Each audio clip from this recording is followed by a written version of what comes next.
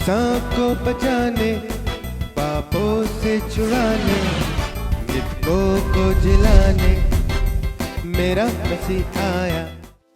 Hindi church online की इस आराधना सभा में मैं आपका दिल से स्वागत करता हूं। परमेश्वर को धन्यवाद देता हूं कि हम सब इस आराधना में जुड़े हुए हैं। मैं आपसे आज एक प्रश्न पूछता हूं, क्या आप अपनी जिंदगी में खुश हैं? क्या आप अपनी जिंदगी में अपने आप को सुखी महसूस करते हैं? क्या आपके जीवन में कंटेंटमेंट है, संतोष है, या आप दुखी हैं? या आपको लगता है आपकी जिंदगी अधूरी है, या आपको छोटी छोटी बातों में पीड़ा होती है और आप एक कंप्लेन करने वाले व्यक्ति हैं, असंतुष्ट रहने वाले व्यक्ति हैं? परमेश्वर का वचन हमको बताता है कि कैसे हम भरपूरी का जीवन जिएं, आनंद का जीवन जिएं और प्रभु यीशु मसीह के रास्ते पर चलकर हम किस प्रकार एक विजयी जीवन जिएं। तो आज हम इस बात पर चर्चा करेंगे, परमेश्वर के वचन के प्रकाश में इन बातों को देखेंगे। आज की आराधना में हम परमेश्वर की स्तुति करेंगे, उसका आदर करेंगे, प्रार्थना के द्वारा उससे बातचीत करेंगे, धन्यवाद की भेंटें चढ़ाएंगे, उसके प्रेम को स्मरण करेंगे, प्रभु यीशु मसीह के क्रूस की ओर अपनी दृष्टि उठाएंगे और देखेंगे क्या हमारा जीवन प्रभु यीशु मसीह के बलिदान के योग्य है या नहीं। परमेश्वर हमको प्रोत्साहित करे, परमेश्वर हमको सही मार्ग पर बढ़ने के लिए आज प्रेरित करे और आज की आराधना हम सबों के लिए आशीष का कारण हो। आइए हम आराधना में आगे बढ़ते हैं। आप सभी को जय मसीह की आज की हिंदी चर्च ऑनलाइन आराधना में आप सभी का स्वागत करती हूँ। आइए हम परमेश्वर की आशीष, उसकी उपस्थिति आज की आराधना में मांगेंगे और हम सब प्रार्थना में जाएंगे। हे परमेश्वर पिता, मैं धन्यवाद देती हूँ सुंदर समय के लिए प्रभु कि आपने हम सबको एक मौका दिया कि हम सब एक बार फिर से इस रविवार में उपस्थित होकर आपकी आराधना स्तुति कर सके। परमेश्वर पिता, मैं प्रार्थना करती प्रभु जी, इस पूरी आराधना के अल्फा और ओमेगा आप हो प्रभु। हमारे वक्ता को प्रभु आपके हाथ में सौंपती हूँ। जो कुछ प्रभु जी वचन प्रचार किया जाता है प्रभु, वो हम सब सुनने वालों को एक आशीष का कारण हो सके परमेश्वर पिता, और हम उसके द्वारा अपने जीवन को प्रभु आपके मार्ग पर चलाने वाले हो सके परमेश्वर पिता। होने दे परमेश्वर पिता कि हमारे जीवनों से प्रभु आपको स्तुति और आराधना मिलने वाली हो सके। हमारा स्तुति करना, हमारा गीतों को गाना आपको सुहाने वाला हो सके प्रभु जी। पूरे आराधना को आपके हाथ में सौंपती हूँ। इस विनती को अपने उद्धारकर्ता मसीह यीशु के नाम से मांगती हूँ, आमीन। यहाँ की स्तुति करो, ईश्वर के पवित्र स्थान में उसकी स्तुति करो, उसकी सामर्थ्य से भरे हुए आकाश मंडल में उसकी स्तुति करो, उसके पराक्रम के कामों के कारण उसकी स्तुति करो, उसकी अत्यंत बढ़ाई के अनुसार उसकी स्तुति करो। हमारा परमेश्वर महिमा और स्तुति के योग्य है। बड़े उत्साह के साथ परमेश्वर के आदर और महिमा में हम कुछ गीत और कोरस गाएंगे।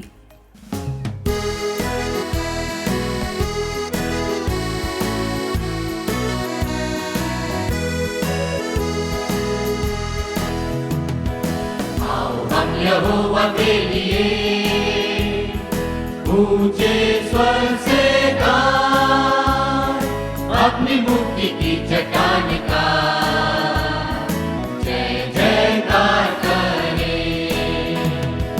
आओ हम यहोवा के लिए ऊंचे स्वर से गाएं, अपनी मुक्ति की चट्टान का जयकार करें। धन्यवाद करते हुए उसके संग हो खाएं, धन्यवाद करते हुए उसके संग हो खाएं। भजन गाते हुए उसका जय जयकार करें। यहोवा के लिए ऊंचे स्वर से गाएं, अपनी मुक्ति की चट्टान का जय जयकार करें। क्योंकि वो हमारा परमेश्वर है, क्योंकि वो हमारा परमेश्वर है और हम उसकी प्रजा, उसके हाथ की भेड़े हैं। आओ हम यहोवा के लिए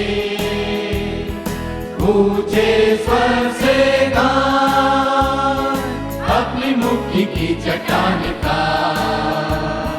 जय जयकार करें।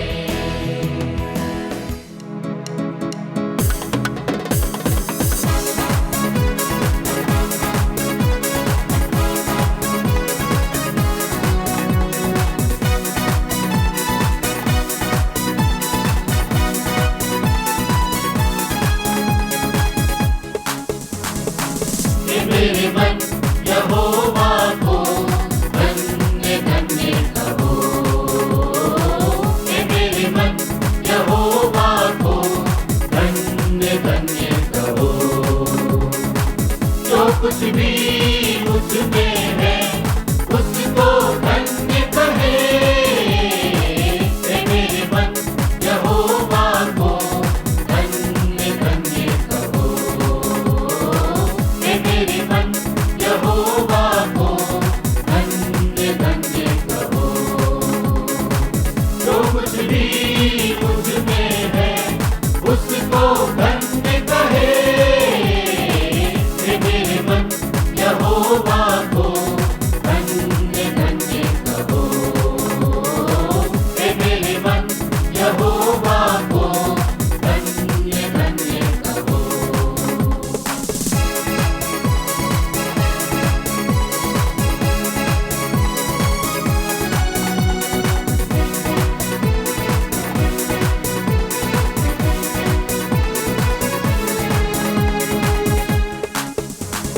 वही तेरे अधर्मों को क्षमा करता है, वही तेरे रोगों को चंगा करता है।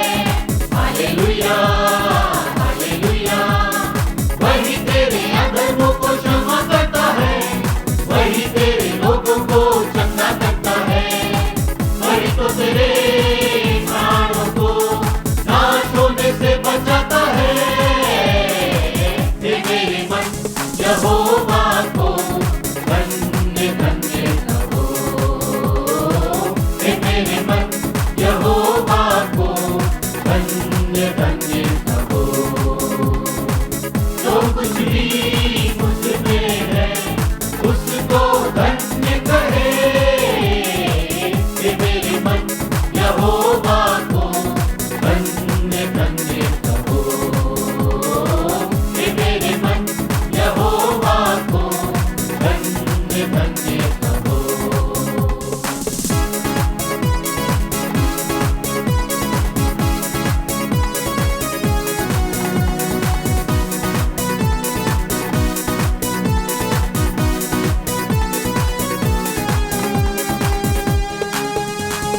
सत्यानाश के गड्ढे से मुझे निकाला, दलदल की बीच से मुझे उबारा। Hallelujah hallelujah. सत्यानाश के गड्ढे से मुझे निकाला, दलदल की बीच से मुझे उबारा। मेरे वो दृढ़ किया है, चट्टान पर खड़ा किया है। मेरे मन यहोवा को धन्य धन्य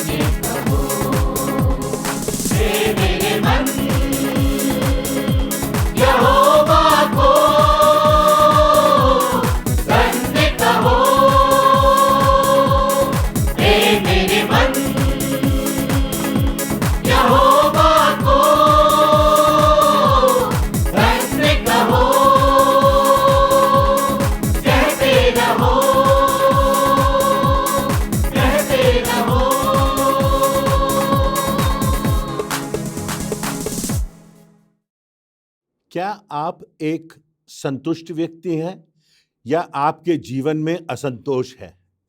क्या आप धन्यवाद देने वाले व्यक्ति हैं या आपका जीवन शिकवा और शिकायतों से भरा हुआ है? क्या आपके दिल में आभार है या आपके जीवन में कटुता भरी हुई है?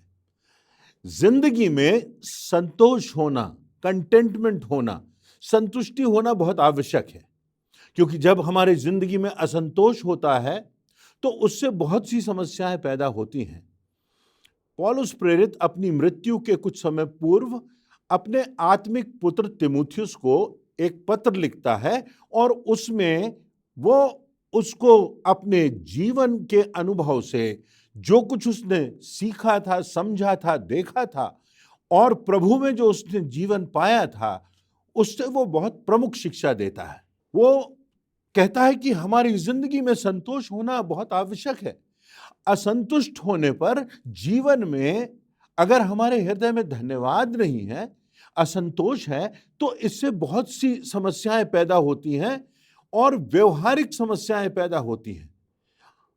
आपको और मुझको मालूम है, हम और आप ऐसे लोगों को जानते हैं जो कर्ज में डूबे हुए हैं, और यदि उनके मूल में हम जाएं तो पता चलेगा कि वो जिंदगी में संतुष्ट नहीं हुए, उन्हें और प्राप्त करने की इच्छा रही, और इसलिए बहुत से लोग हैं जो कर्ज में डूब जाते हैं। कर्ज में डूब जाते हैं, बहुत से लोगों के परिवार प्रभावित हो जाते हैं, यहाँ तक कि लोगों के परिवार टूट जाते हैं, उनके वैवाहिक जीवन पर असर पड़ता है। कलीसिया के साथ जो उनका संबंध होना चाहिए, प्रभु यीशु मसीह के प्रति जो उनका धन्यवाद होना चाहिए, वो सब कुछ समाप्त हो जाता है।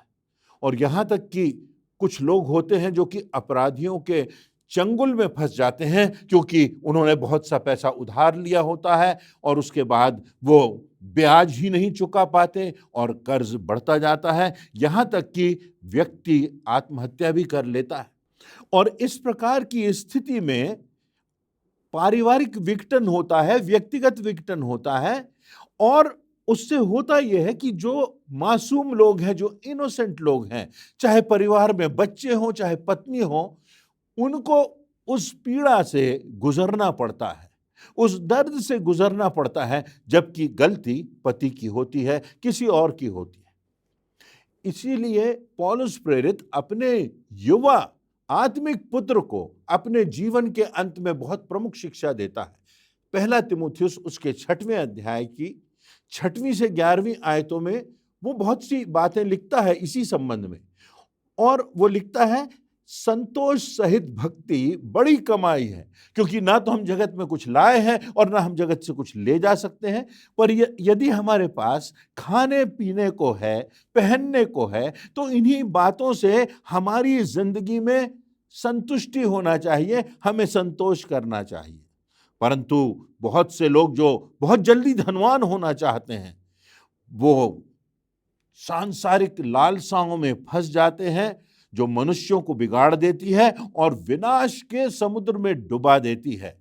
और उसके बाद पौलुस प्रेरित एक बहुत प्रमुख बात कहता है, रुपए का लोभ सब प्रकार की बुराइयों की जड़ है। देखिए, यदि हम परमेश्वर के पीछे चलते हैं, एक प्रतिबद्धता की बात होती है, बड़ा प्रमुख निर्णय होता है, एक सकरा रास्ता होता है। जिंदगी में चाहे कुछ भी हो, हम समझौता नहीं करते और हम निरंतर कोशिश करते हैं कि जो परमेश्वर की दृष्टि में उचित है वही हम करें। एक दूसरा रास्ता होता है जिसे सांसारिक प्रलोभनों का रास्ता कहा जा सकता है, जिसको बाइबल में चौड़ा मार्ग कहा गया है, और वास्तव में उस रास्ते में रुपए का लोभ है। उसकी प्रमुख जो जड़ है, लोभ की भावना है, जो असंतोष को पैदा करती है। इसीलिए पौलुस अपने आत्मिक पुत्र को लिखता है कि कितने लोग इस कारण से विश्वास से भटक गए हैं और बहुत से दुखों से अपनी जिंदगी को छलनी कर लिया है। और तब वो कहता है, हे परमेश्वर के जन, तू इन बातों से भाग और धर्म और भक्ति और विश्वास और प्रेम और धीरज और नम्रता का पीछा कर। ये बातें हैं जो परमेश्वर की बातें हैं, और तुझे इस लोभ के मार्ग से दूर रहना है। इस लोभ और सांसारिक आकर्षणों से तुझे अपने आप को बचा करके रखना है। इनसे दूर भाग और किसका पीछा कर? धर्म का, भक्ति का, विश्वास का। इन सब बातों के पीछे तू जा। यहां पर दो प्रकार के व्यक्तियों का विवरण पौलुस करता है। एक व्यक्ति जो आत्म केंद्रित होता है, जो स्वार्थी होता है, जिसके सोच में, जिसकी समझ में, जिसकी मानसिकता में सिर्फ अपना स्वार्थ होता है, और उसके लिए लिखा गया है वो व्यक्ति ऐसा होता है जो विवाद करता है, जो तर्क करता है, और इनसे डाह और झगड़े और निंदा और यहां तक कि संदेह की बातें ये सब जन्म लेती हैं। और उन लोगों के लिए लिखा हुआ है कि इनकी बुद्धि बिगड़ गई है, वो सत्य से विहीन हो गए हैं, और उनके लिए भक्ति कमाई का द्वार है। तो ये असंतोष का जो द्वार है, ये बहुत सी बुराइयों के रास्तों को खोल लेता है, और इसीलिए पौलुस प्रेरित कहता है कि यह रास्ता विनाश के समुद्र में हमको डुबा देगा, हमारी आत्मा का विनाश हो जाएगा। और इसीलिए प्रभु यीशु मसीह एक अहम बात कहते हैं, वो ये कि यदि मनुष्य सारे जगत को प्राप्त करे और अपने आत्मा की, अपने प्राण की हानि उठाए, तो उसे क्या लाभ होगा? परंतु तब इसी संदर्भ में दूसरी जो बात आती है वो एक विश्वासी की आती है। एक ऐसे व्यक्ति की बात आती है जो संतुष्ट है, जिसके जीवन में परिपूर्णता है, जिसके जीवन में आनंद है, जिसने प्रभु यीशु मसीह में अपना मार्ग और अपना सत्य और एक नया जीवन प्राप्त किया है। वो व्यक्ति जो जिंदगी की विषमताओं में भी अपने विश्वास में स्थिर रहता है। और पौलुस प्रेरित तिमुथियुस को इसी मार्ग पर आगे बढ़ने के लिए प्रेरित करता है और कहता है, संतोष सहित भक्ति बड़ी कमाई है। संतुष्ट रह, परमेश्वर की आराधना कर, भक्ति कर, प्रभु यीशु मसीह के मार्ग पर चल, क्योंकि ना तो हम जगत में कुछ लाए हैं और ना ले जाएंगे। अनंत जीवन के परिप्रेक्ष्य में हमारा जीवन बहुत थोड़ा है, और इसलिए इन बातों से भाग, निंदा की बातों से, डाह की बातों से भाग, और धर्म का और भक्ति का और विश्वास का और धीरज का और प्रेम का पीछा कर। और आगे वो इसी अध्याय में लिखता है, यदि हम पहला तिमुथियुस उसके 6वें अध्याय की 17वीं और 18वीं आयतों में देखें तो कहता है, इस संसार के धनवानों को आज्ञा दे कि वे अभिमानी ना हो और चंचल धन पर आशा ना रखें। धन तो आता है, चला जाता है, बहने वाला है। अगर इसी में हमारी आशा है, यदि हम सोचते हैं कि केवल धनी हो जाने में ही सब कुछ प्राप्त होगा, सुख प्राप्त होगा, संपूर्णता प्राप्त होगी, आनंद प्राप्त होगा, तो ये चंचल धन है, इस पर आशा ना रखना। परंतु भलाई करें, परमेश्वर के कामों में हम धनी बने, उदार बने, दूसरों के मदद के लिए, दूसरों की सहायता करने के लिए हम तत्पर हों। ये बातें पौलुस प्रेरित अपने आत्मिक पुत्र को देता है। इसलिए बहुत प्रमुख बात है कि हमारी जिंदगी में संतोष हो, हम संतुष्ट हों। बहुत से लोग अपने दुखों से उतने दुखी नहीं हैं जितने अपने आसपास के लोगों के सुख से दुखी हैं। बेंजामिन फ्रैंकलिन जो अमेरिका के राष्ट्रपति थे, उन्होंने कहा, संतोष या कंटेंटमेंट एक गरीब आदमी को अमीर और असंतोष एक अमीर आदमी को गरीब बना देता है। अब हम संतोष कहाँ ढूंढते हैं? यदि हम संतोष ढूंढते हैं, कंटेंटमेंट ढूंढते हैं, आनंद ढूंढते हैं धन में, इस संसार में, तो हम गलत राह पर चले जाएंगे। ये तो हमारे हृदय में होना चाहिए, और ये तब होता है जब हम परमेश्वर के रास्ते को पहचानते हैं, जब हम जानते हैं कि मोक्ष का रास्ता कौन सा है, कि मुक्ति का रास्ता कौन सा है, कि उद्धार का रास्ता कौन सा है। जब हम जानते हैं कि प्रभु यीशु मसीह ने हमारे पापों से हमको बचाने के लिए, मुक्त करने के लिए अपने प्राण दिए, ताकि हम संपूर्णता का, संतोष का, आनंद का जीवन जी। एक व्यक्ति था जिसने अपने मित्र के पास बहुत बड़ा घर बना लिया, और उस मित्र का छोटा सा घर था। एक दिन वो अपने मित्र के पास जाता है और अपने मित्र से कहता है कि कभी किसी बात की आवश्यकता होगी तो मैं तुम्हारे पास आऊंगा। उसका मित्र जो संतुष्ट रहता था, जिसका संतोष का जीवन था, वो कहता है तुम मेरे पास जरूर आना और मैं तुम्हें अवश्य बताऊंगा, सिखाऊंगा कि किसी वस्तु के बिना कैसे जिया जा सकता है। जिसको तुम आवश्यकता समझते हो, जिसको तुम अपनी मांग समझते हो, तुम सोचते हो उसके बिना तुम जी नहीं सकते, मैं तुम्हें जीना सिखाऊंगा कि संसार की इन वस्तुओं के बिना भी कैसे जिया जा सकता है। किसी ने बहुत खूबसूरती से लिखा है, संतोष से भरा हुआ जीवन जब बुनियादी जरूरतों को पूरा करने के लिए पर्याप्त धन हो, जब कार्य करने के लिए, उत्साह से कार्य करने के लिए पर्याप्त शक्ति हो, जब विषमताओं से गुजरने के लिए पर्याप्त विश्वास हो, जब त्रासदियों से गुजरने के लिए हृदय में दृढ़ता हो, जब चिंताओं को दूर करने के लिए पर्याप्त आशा हो और जब घृणा करने वालों के लिए पर्याप्त प्रेम हो, तो हमारी जिंदगी में संतोष होगा, हमारी जिंदगी में कंटेंटमेंट होगा। क्या मैं और आप ये कह सकते हैं कि हम संतुष्ट हैं? अपने आप से हम संतुष्ट हैं, अपनी जिंदगी से हम संतुष्ट हैं, अपने काम से हम संतुष्ट हैं, अपनी आमदनी से हम संतुष्ट हैं, अपने परिवार से हम संतुष्ट हैं, जिन परिस्थितियों में हम जी रहे हैं, हम क्या उन बातों से संतुष्ट हैं? शैतान का औजार है, छोटा सा औजार है, परंतु घातक औजार है असंतोष। और शैतान हमारे संबंधों पर इस औजार से प्रहार करता है और यहां तक कि हमारी आत्मा विनाश के रास्ते पर चली जाती है। तो हम कुछ बातों पर विचार करेंगे कि जीवन में संतोष या कंटेंटमेंट या संपूर्णता या परिपूर्णता कैसे आ सकती है।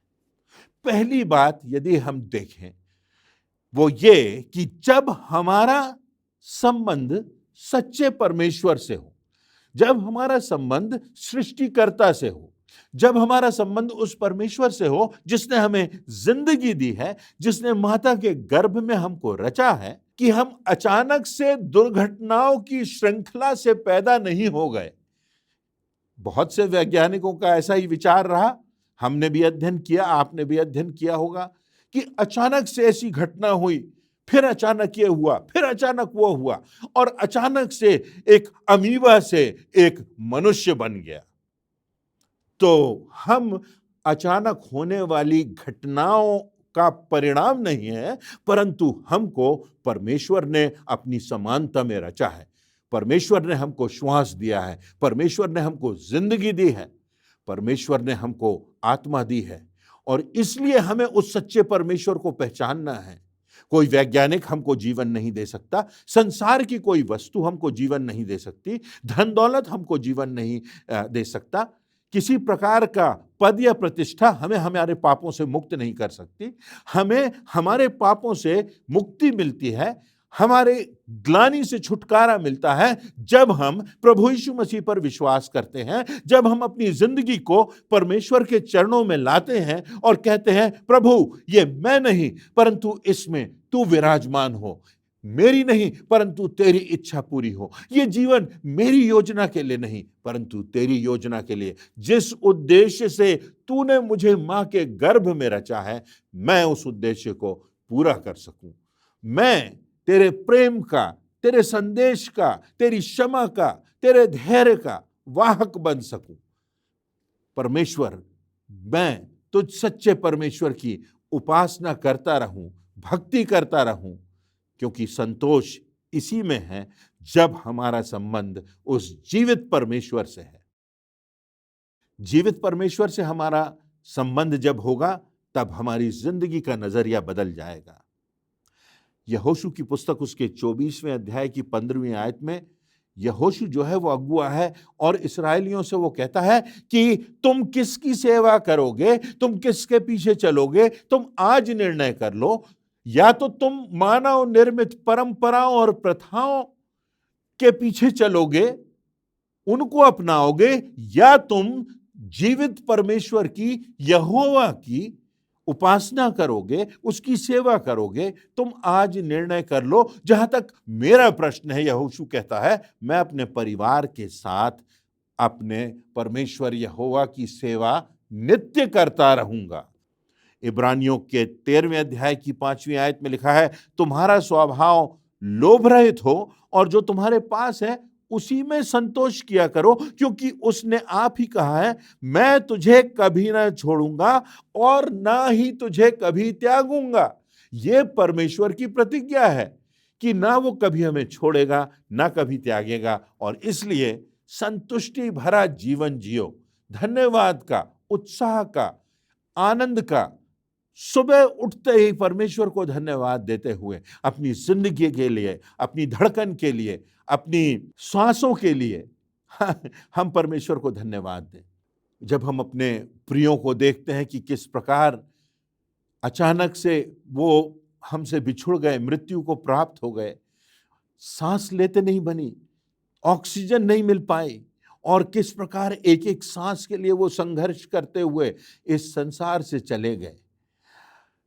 हम जानते हैं कि यह सांस लेना भी परमेश्वर की आशीष है, सुबह जाग जाना भी परमेश्वर की आशीष है। सुबह से ही हमारे हृदय में धन्यवाद हो, सुबह से ही हमारे जीवन में संतोष हो, सुबह से ही हमारे जीवन में वो भक्ति की भावना हो। हमारा विश्वास, हमारा आधार, हमारा संबंध क्या उस जीवते परमेश्वर से है, या हमारा संबंध किसी निर्जीव वस्तु से है? क्या हमारा संबंध या हमारा विश्वास किसी व्यक्ति पर है? भजन संहिता 146वें अध्याय की 3री से 5वीं आयत में बहुत प्रमुख बात लिखी है। लिखा हुआ है, तुम उन प्रधानों पर भरोसा ना रखना, ना किसी व्यक्ति पर, क्योंकि उसमें उद्धार करने की शक्ति नहीं। अपना भरोसा किसी मनुष्य पर मत रखना, ऐसी वस्तुओं पर ना रखना जिनमें उद्धार करने की क्षमता नहीं, जो तुम्हारी जिंदगी को, जो तुम्हारी आत्मा को बचा नहीं सकता। ऐसी बातों पर अपना भरोसा मत रखना। अंधभक्त नहीं होना, अंधविश्वासी नहीं होना। लिखा है, मनुष्यों में, उन निर्जीव वस्तुओं में उद्धार करने की क्षमता नहीं होती। किसी दिन मनुष्य का भी प्राण निकल जाएगा, मनुष्य मिट्टी में मिल जाएगा, राख में मिल जाएगा, उसकी कल्पनाएं नाश हो जाएंगी। क्या ही धन्य है वह जिसका सहायक याकूब का ईश्वर है, जिसका भरोसा परमेश्वर यहोवा पर है। शायद आपने इस उदाहरण को सुना होगा। एक नाविक की बात है। तूफानों में वो नाव चला सकता था, बाढ़ की स्थिति में वो नाव चला सकता था, और बहुत अच्छा तैरना भी जानता था, बहुत अच्छा तैराक था। और एक बार जबकि बाढ़ की परिस्थिति थी और बहुत से लोगों को इस पार से उस पार जाना था, एक व्यक्ति था जो कि बहुत विद्वान था, जिसे संभवतः कहीं संदेश देने, भाषण देने, लेक्चर देने के लिए कहीं जाना था, और उसका जाना बहुत जरूरी था। वो नाविक से निवेदन करता है कि यहां तक कि बाढ़ की स्थिति में भी वो नदी को पार करा दे। नाविक उसकी याचना को स्वीकार कर लेता है। जब बीच नदी में और उस तेज बहाव में नौका पहुंचती है, तो ये जो प्रोफेसर था, ये जो विद्वान था, ये नाविक से कहता है कि क्यों तुमने कुछ पढ़ाई लिखाई नहीं की? उसने कहा, नहीं, मेरे पास उतने पैसे नहीं थे, मैं तो निर्धन परिवार में पैदा हुआ, मेरे पास उतने पैसे नहीं थे कि मैं स्कूल जाता, मैं तो पढ़ा लिखा बिल्कुल भी नहीं हूं। उन्होंने कहा, तो तुम्हारा जीवन तो बेकार है। तुम्हें फिलॉसफी का अर्थ मालूम है, दर्शन शास्त्र का अर्थ जानते हो? नाविक ने कहा कि मैं तो पहली बार सुन रहा हूं ये दर्शन शास्त्र क्या होता है। फिलोसोफर ने कहा कि नहीं नहीं, तुम्हें कुछ नहीं मालूम, बेकार है तुम्हारा जीवन। उसके बाद फिर से विद्वान प्रश्न करता है कि क्या तुमने कभी विज्ञान का अध्ययन किया है, कभी तुमने साइंस का अध्ययन किया है? नाविक कहता है, नहीं, मैंने ऐसा नहीं किया। इतिहास का अध्ययन किया है, और विभिन्न प्रश्न वो करता है। नाविक बेचारा कहता है, नहीं नहीं नहीं, और तब एक तेज भंवर आती है, और नाविक जो है वो विद्वान से कहता है कि आपको तैरना आता है? और विद्वान कहता है, मुझे तैरना नहीं आता। वो कहता है तो बात खत्म हुई, क्योंकि नाव डूबने वाली है, बहाव बहुत तेज है और हम भंवर में फंस गए हैं। नाविक तैर करके निकल जाता है, पर विद्वान की वहीं जीवन लीला समाप्त हो जाती है। कहने का अर्थ यह है कि हमें कितना भी इस संसार का ज्ञान हो, हमारे पास कितनी भी भौतिक वस्तुएं हो, हमारे पास कितना कुछ हमारा नाम हो, हमारा यश हो, परंतु यदि हमने सच्चे परमेश्वर को नहीं जाना, अगर हमने उस परमेश्वर से प्रभु यीशु मसीह के द्वारा संबंध स्थापित नहीं किए, तो हमारा जीवन, हमारा ज्ञान, हमारा धन सब कुछ व्यर्थ है, हमारा यश, हमारी कीर्ति सब कुछ व्यर्थ है।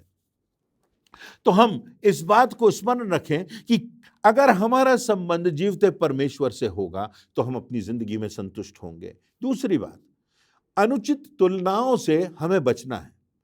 जो कुछ हमारे पास है, हमारा ध्यान उस पर हो।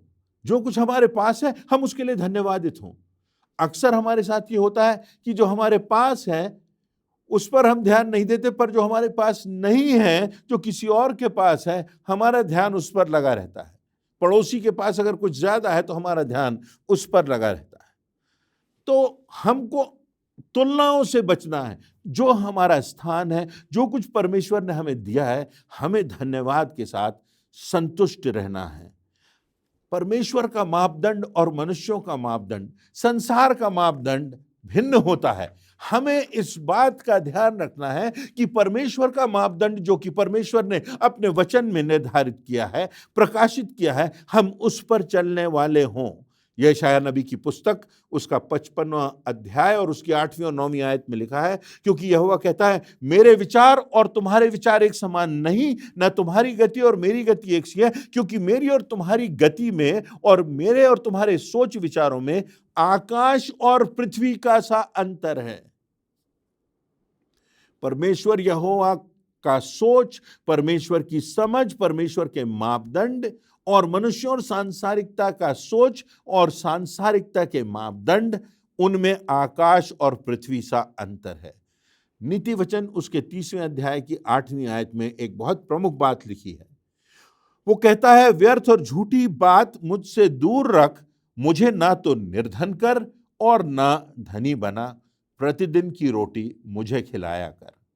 बस मैं इतने में ही संतुष्ट हूं। ना मैं बहुत धनवान हूं, ना मैं निर्धन हूं, मेरे पास मेरी आवश्यकताओं की पूर्ति के लिए सब कुछ है। और इसलिए हमें ध्यान रखना है कि हम उस सच्चे परमेश्वर के रास्ते पर चलेंगे तो परमेश्वर की प्रतिज्ञा है कि परमेश्वर हमारी आवश्यकताओं की पूर्ति करेगा। और इसलिए सांसारिकता के मापदंडों से, अनुचित तुलनाओं से हमको बचना है। और तब सबसे प्रमुख बात यह है कि हमको संसार के पार अपनी दृष्टि उठाना है। यहां पर पौलुस लिखता है, पहला तीमुथियुस 6वें अध्याय की 6वीं और 7वीं आयतों में, जिसका कि हम अध्ययन कर रहे हैं, जिस पर हम अपना ध्यान केंद्रित कर रहे हैं, कि ना तो हम जगत में कुछ लाए हैं, ना कुछ ले जाएंगे, और इसलिए संतोष सहित भक्ति बड़ी कमाई है। अय्यूब की पुस्तक उसका पहला अध्याय और उसकी 20वीं और 21वीं आयतों में लिखा हुआ है, मैं अपनी माँ के पेट से नग्न निकला था और नग्न ही लौट जाऊंगा। यहोवा ने दिया, यहोवा ने लिया, यहोवा का नाम धन्य है। और इसलिए हमको तैयार रहना है अपने जीवन के अंत के लिए। या तो हमारी मृत्यु होगी और या प्रभु यीशु मसीह का आगमन होगा। दूसरा पत्रस उसका 3रा अध्याय उसकी 10वीं और 11वीं आयत में लिखा है, परंतु प्रभु का दिन चोर की नाई आ जाएगा। उस दिन आकाश बड़ी हड़हड़ाहट के शब्द से जाता रहेगा और तत्व बहुत ही तप्त होकर पिघल जाएंगे और पृथ्वी के सारे कार्य जल जाएंगे। तो जब ये वस्तुएं इस रीति से पिघलने वाली हैं, तो तुम्हें पवित्र चाल चलन और भक्ति में कैसे मनुष्य होना चाहिए। जब संसार में जो भी भौतिकता है वो समाप्त होने वाली है, जब वो पिघलने वाली है, जब इनमें कुछ मिलने वाला नहीं है, तो तुम्हें कैसा मनुष्य होना चाहिए, तुम्हारी कैसी मानसिकता होना चाहिए, तुम्हारे कैसे मापदंड होना चाहिए, तुम्हारा कैसा सोच होना चाहिए, तुम्हारे कैसे निष्कर्ष होना चाहिए। पवित्र चाल चलन और भक्ति भावना से भरे हुए होना चाहिए, परमेश्वर का वचन हमको बताता है।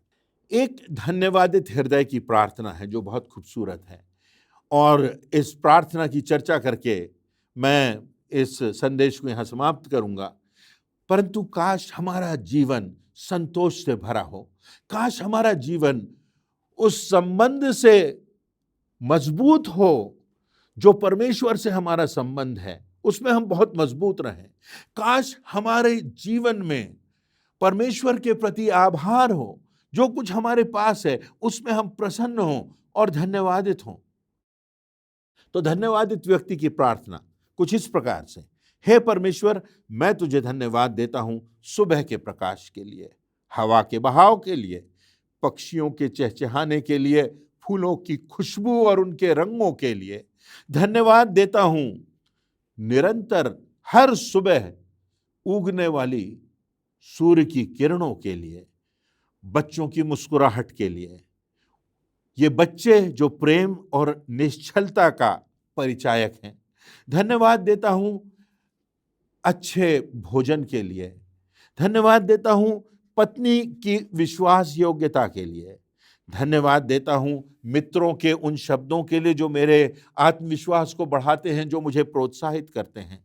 धन्यवाद देता हूं कि तेरे अनुग्रह की छाया मेरी जिंदगी पर बनी हुई है। धन्यवाद देता हूं लोगों के अभिवादन के लिए, बुजुर्गों के आशीर्वाद के लिए।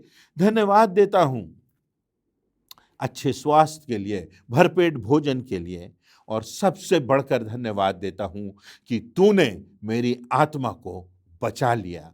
सबसे बढ़कर धन्यवाद देता हूं कि तूने मुझे पापों से मुक्त किया, अपने पुत्र प्रभु यीशु मसीह के रक्त के द्वारा मुझे अपनी संतान होने का हक दिया। और धन्यवाद देता हूं कि मृत्यु के परे मुझे परिपूर्णता का, अनंत का वो जीवन प्राप्त होगा जिसका कोई अंत नहीं, जिसमें कोई मृत्यु नहीं, जिसमें कोई अलगाव नहीं।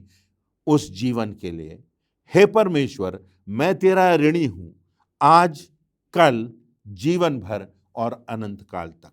मेरी प्रार्थना को स्वीकार कर, आमीन। काश ये प्रार्थना हमारी प्रार्थना भी हो सके।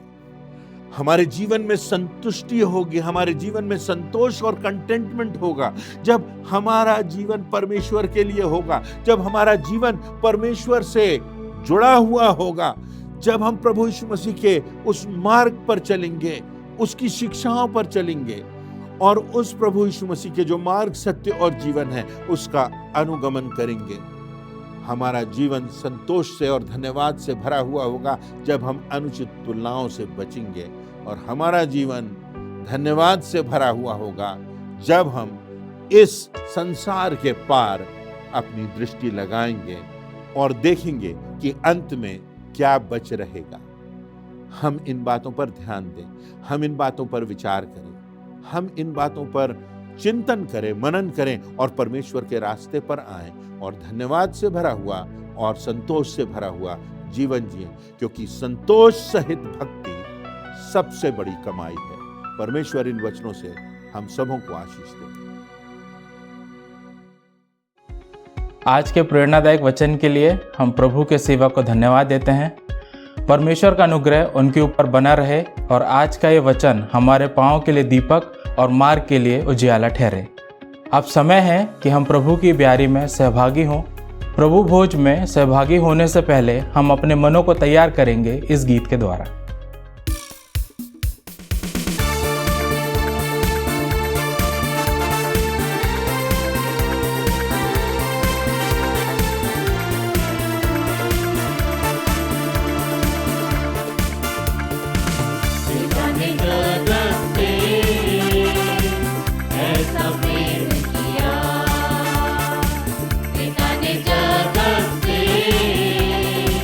ऐसा प्रेम किया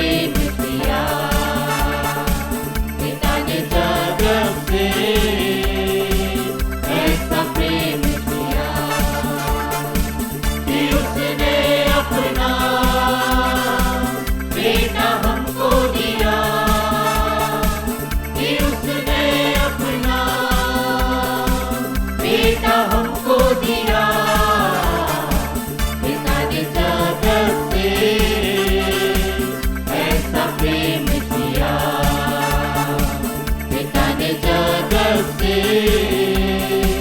ऐसा प्रेम किया। प्रभु यीशु जिस रात वो पकड़ाया गया उसने रोटी ली और धन्यवाद करके तोड़ी और कहा, ये मेरी देह है जो तुम्हारे लिए है, मेरे स्मरण के लिए यही किया करो। इसी रीति से उसने ब्यारे के पीछे कटोरा भी लिया और कहा, मेरे लहू में नई वाचा है, जब भी पियो मेरे स्मरण के लिए यही किया करो। आइए हम प्रभु की मेज में शामिल होने से पहले उसकी आशीष मांगे। पिता परमेश्वर, हम आपके सामने आते धन्यवाद देते हैं सारे आपके अनुग्रह के लिए, आपकी आशीषों के लिए। धन्यवाद देते हैं प्रभु यीशु मसीह के लिए, जिसके द्वारा हमें उद्धार मिलता है, जिसके मारे जाने से, गाड़े जाने से और फिर से जी उठने के द्वारा हमने नया जीवन पाया है। प्रार्थना करते हैं हम इस मेज में शामिल होते हैं, आपको स्मरण करते हैं, आपके बलिदान को स्मरण करते हैं। प्रार्थना करते हैं हमारे जीवनों के द्वारा आपकी गवाही हो, लोग आपको जान सकें, आपके पास आ सकें। फिर से सारी बातों के धन्यवाद देते हुए, सारी आशीषों के लिए धन्यवाद देते हुए प्रार्थना प्रभु यीशु मसीह के नाम से मांगते हैं, आमीन। प्रभु की मेज तैयार है, आइए हम अपने विश्वास के अनुसार इसमें शामिल हों।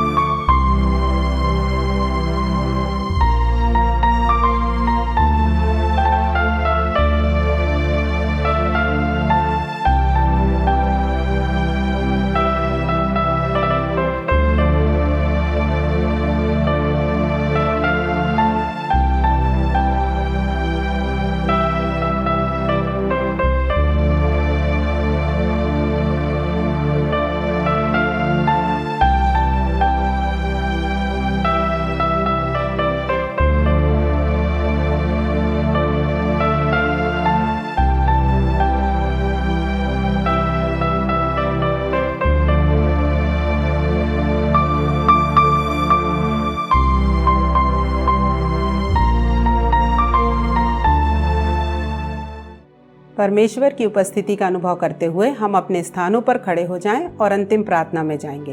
प्रार्थना के पश्चात कोरस गाएंगे और आशीष वचनों से हम आज की आराधना को समाप्त करेंगे। आइए हम प्रार्थना करें।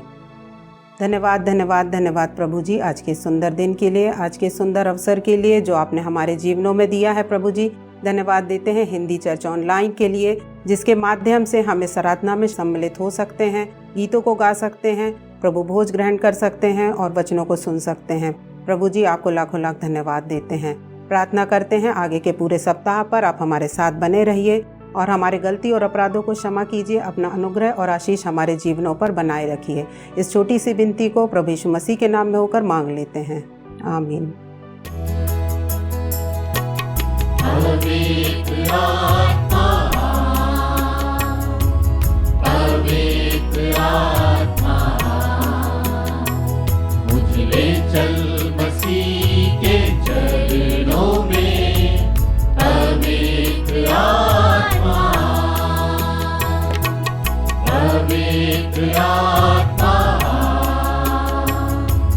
पवित्र आत्मा, मुझे ले चल मसीह के चरणों में। पवित्र आत्मा, सिर्फ तेरे लिए यीशु, तेरे लिए, सिर्फ तेरे लिए यीशु, तेरे लिए, सिर्फ तेरे लिए यीशु, तेरे लिए मैं हाथ उठाता हूँ। पवित्र आत्मा, पवित्र आत्मा, मुझे